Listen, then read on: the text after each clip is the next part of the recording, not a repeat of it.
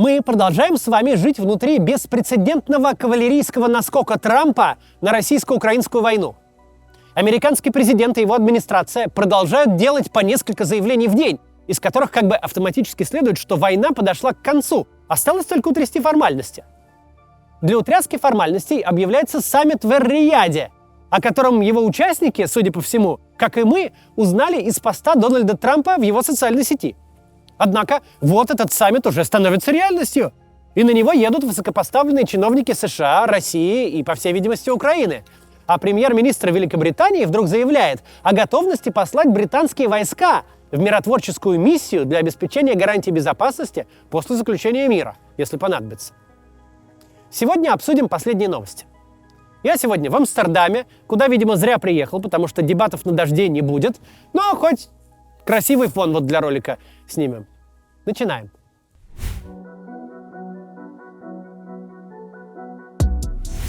Начать нужно вот с чего.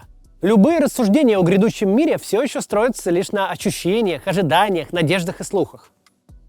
Мы с вами уже неделю пытаемся понять, что происходит, и у нас по-прежнему есть публичные заявления только одной стороны. Страны, которая в войне вообще не участвует, но хочет всех помирить – администрации США и лично Дональда Трампа. Стоит отметить, что с начала войны такая страна, которая хочет именно всех помирить, сделать так, чтобы не стреляли и не убивали, появилась на арене впервые. Раньше никто из мировых лидеров ничего подобного вслух не объявлял. А сейчас целый президент США не просто объявляет, но и очень энергично эту концепцию всем навязывает. За последние сутки стало понятно, переговоры в Эр-Рияде, похоже, действительно готовятся. Делегация Украины туда прибыла. И вроде как прибыла с задачей подготовить визит Владимира Зеленского. Правда, это не до конца понятно. Об аналогичных шагах с российской стороны, о перспективе приезда Путина пока не слышно. Предполагается, что в Эр-Рияд с российской стороны поедет команда тяжеловесов-переговорщиков. Есть, кроме прочего, первые наметки на формат переговоров. Предполагается, что уже завтра, 18 февраля, делегация высокопоставленных американских чиновников под руководством госсекретаря Марко Рубио встретится с российской стороной. Судя по имеющимся данным, можно сказать вполне определенно, что какая-то встреча будет. Но какой план мирного урегулирования на ней будут обсуждать, между кем и кем, собственно, будут переговоры, а уж тем более достигнут ли они хоть какого-то успеха, это все неизвестно. Не то что мирного плана, даже каких-то рамок, в которых этот план мог бы существовать, у нас нет. Взглянем на то, что творится на Земле. На те самые сводки с фронтов, на которые абсолютно все забили на фоне слухов о переговорах. Там пока все хуже некуда. Никаких надежд на какое-то замирение нет даже и близко. Российская армия ломит всеми силами. Потери как никогда гигантские. Прилеты в обе стороны не сократились вообще никак. Сказать, что на фронте происходит какая-то деэскалация, какое-то охлаждение в преддверии переговоров нельзя. Скорее, все происходит наоборот. Похоже, все эти недели поставят очередные антирекорды по смертности. Это не говорит нам о том, что никакие переговоры не готовятся. К сожалению, мы живем в мире, где нет никакого противоречия между тем, чтобы договариваться о мире и продолжать продвижение на 100 метров ценой 1000 трупов. Хотя переговоры делают это продвижение бессмысленным, ведь война так остановится раньше, чем цель будет достигнута. Ну, кого это интересует? К сожалению, раскручивание фронтовой мясорубки не говорит нам ни о чем. Ни о том, что мир ближе, ни о том, что он дальше. Как себя чувствуют те, кого шлют в наступление на костылях, кого разносят на куски дронами на фоне упорных слухов, что всему скоро конец и их гибель бессмысленна, даже в рамках идиотской логики этой войны, это вопрос отдельный.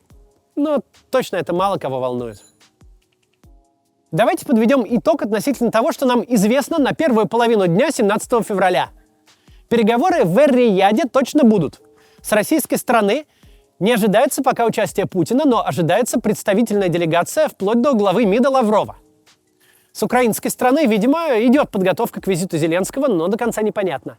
Американская делегация планирует сначала провести консультацию с каждой из сторон по отдельности, что намекает нам, что пока никаких контуров будущего мира нет. Как раз в ходе этих консультаций и станет ясно, как далеко стороны готовы зайти. На линии фронта пока перспектива переговоров, если и отражается, то в обратную сторону. Людей мочат как никогда прежде. Можно еще назвать новостью слова Лаврова, который едва только стало известно, что он едет, похоже, в Эр-Рияд, уже успел выдать традиционную порцию хамства.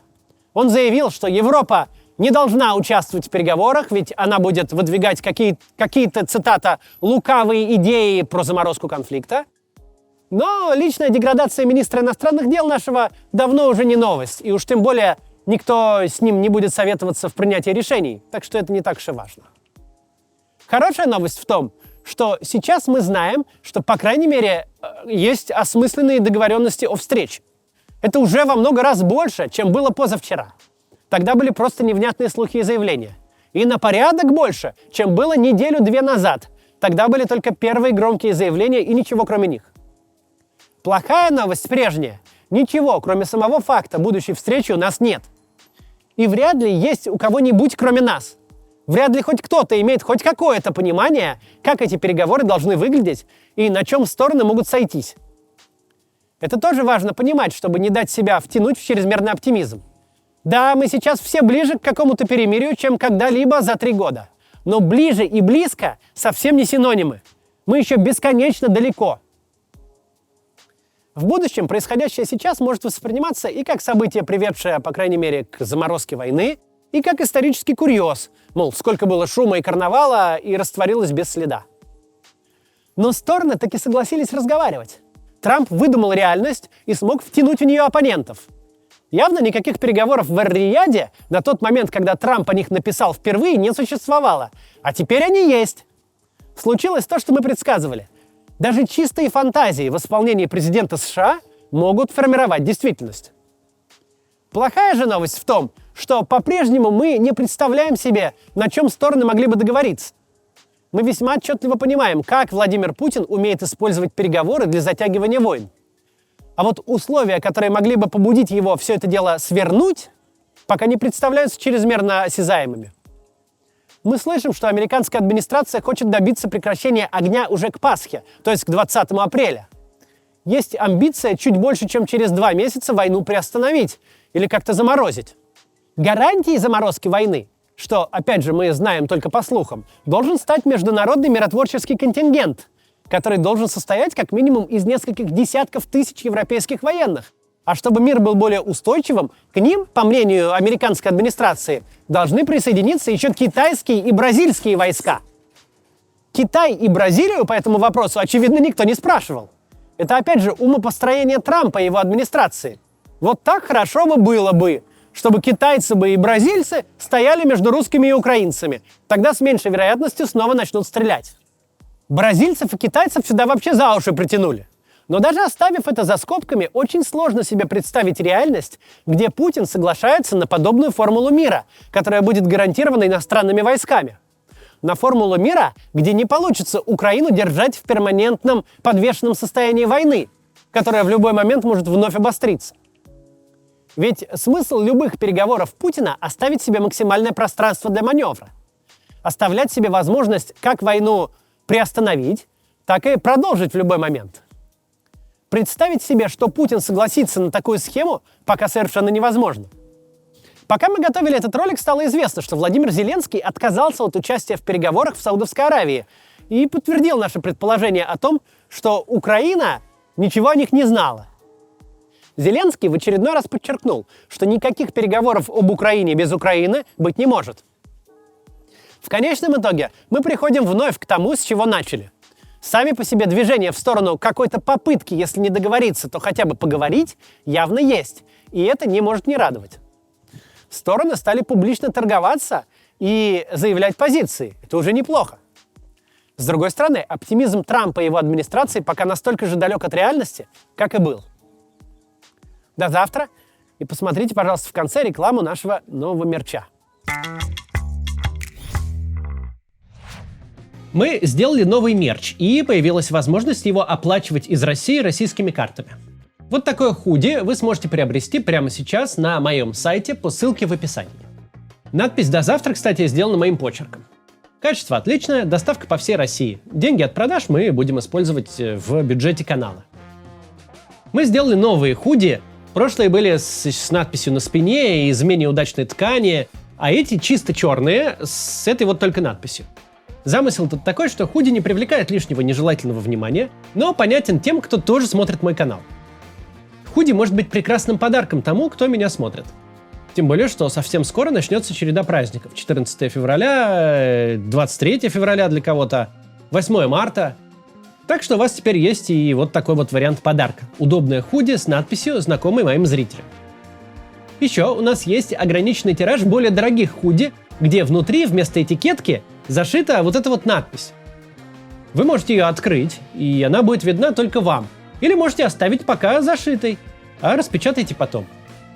Заказывайте, по-моему, в этот раз прям хорошие худи у нас получились. Там же на сайте есть и моя книга «История новой России» с иллюстрациями, и тоже доступна для покупки с российской картой и доставки в Россию. Если у вас есть карта зарубежного банка, там еще есть всякие кружки, носки, футболки и прочее такое. Все это, конечно, и книги, и худи, и другой мерч можно купить из зарубежных карт с доставкой в другие страны. Заказывайте мерч по ссылкам в описании. Будете носить, поднимите настроение себе и окружающим.